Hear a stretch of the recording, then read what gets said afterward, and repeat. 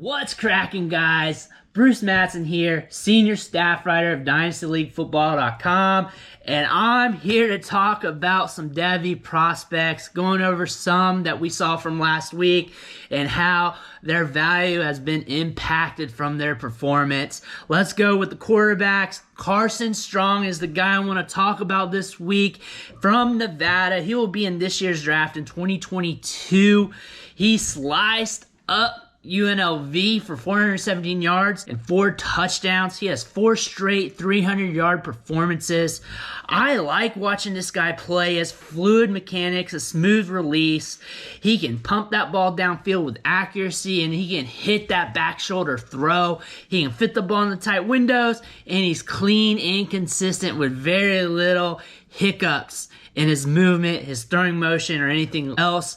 Since he's from a smaller school, I imagine from a fantasy football standpoint that he's going to be slept on a little bit during the draft process, but I guarantee you he's a guy you want to look at this draft season because his stock's going to be on the rise once everybody starts chattering him up during the draft process. Let's move on to the running back position. I got a few backs I want to talk about.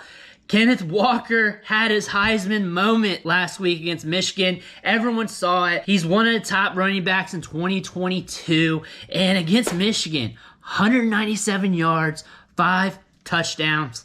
Michigan's starting to look like old Michigan, but Walker put the Spartans on his back to put down the Wolverines. He has 5 100-yard games on the year, 14 touchdowns. On the flip side, on a negative context right here, he has only caught 8 passes for 36 yards on the year, but he is a very good runner. I'm talking he's very patient, good approach to the line of scrimmage. He has that Peyton Manning QB vision that you had when you were playing Madden back in 2008, where you can just see the whole field.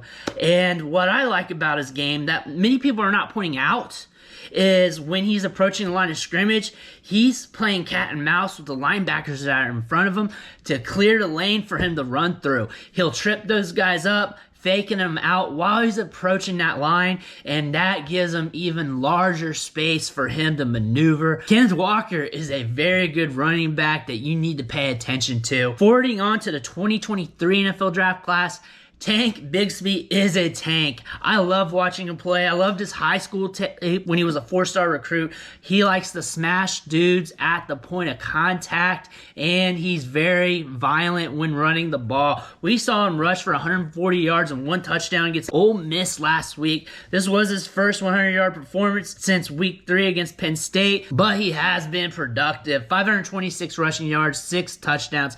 He broke out last season as a freshman, put the nation on notice, and he is a very good running back prospect. Look for him to be one of the best running backs in the 2023 NFL draft class. Back to this year, back to the 2022 NFL draft, I want to talk about Breece Hall. Breece Hall, when he came out as a freshman, that transition process between David Montgomery and him, once Hall was starting getting carries out of the backfield for the Cyclones, everyone noticed him as an instant upgrade over David Montgomery. He looked better, and he's been a top-tier DEVY asset ever since with that rookie production going forward. This year he's been slept on a little bit because we had some rise from some other running backs. That 2023 class has been looking really good, but do not let this 2022 class in front of us tarnish.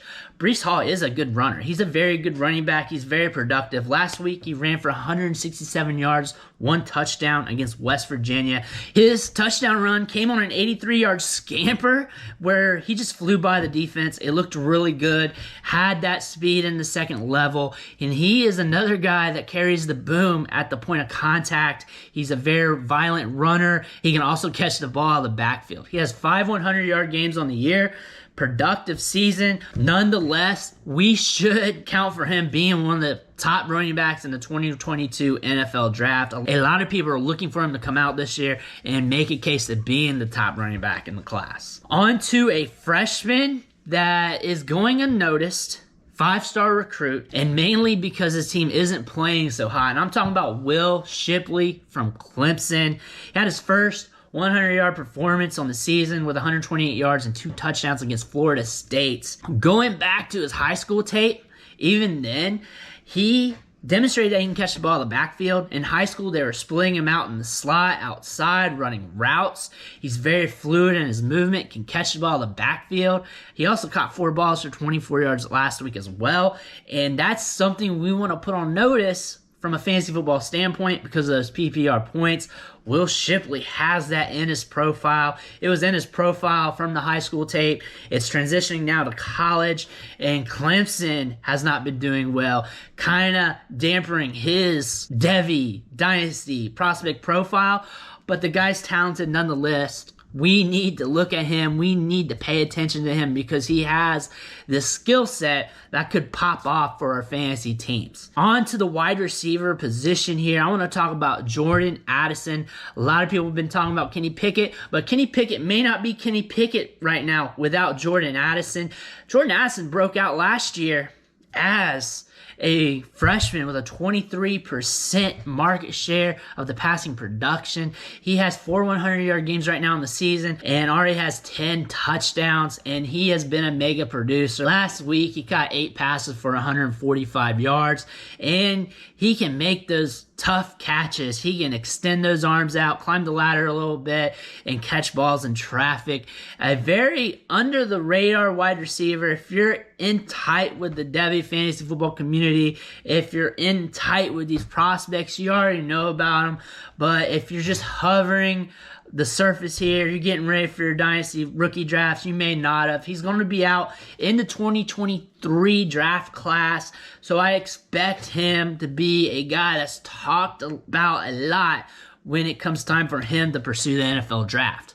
Talking about pursuing the NFL draft, we're probably not going to see Drake London again until the 2022 NFL draft. He had an ankle injury ending his season last week, although he did catch 9 balls for 81 yards and 2 scores, and he's been a human highlight reel week in and week out producing. I've talked about him on this show multiple times, wrote multiple articles and everything else on him. Sad to see, but his season's done, and we're going to look for him to step on that stage for the NFL draft. Honestly, this does not affect his draft stock. This is not that devastating of an injury. Although injuries are not good, it should not impact him. If anything, this is going to allow him to prep, get ready for the combine, get ready for those interviews, get ready for draft season so he can keep increasing his stock portfolio. Onto the tight end position. The guy I want to talk about, and he's been mega productive this year, is Trey McBride from Colorado State. He'll be in this year's draft for sure. And Mel Kiper, in his recent mock draft, has him as the first tight end selected, and for good reason. Right now, he has a 38.75% market share of Colorado State's passing production. He's been productive years prior. Last week against Boise State, we saw him catch 10 passes for 103 yards. He's the team's leading receiver.